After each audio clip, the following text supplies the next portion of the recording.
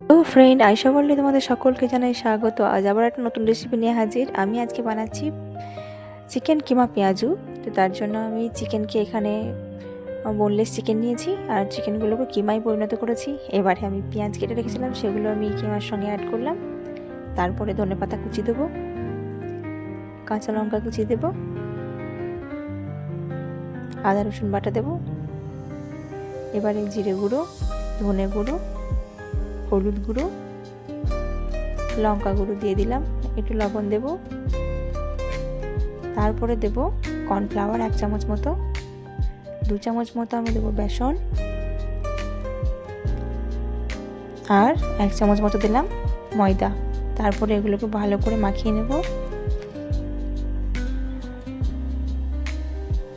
দেখুন আমার মাখানো হয়ে গেছে। এবার কড়াইতে তেল গরম হলে আমি এগুলো একে একে ছেঁকে নেব।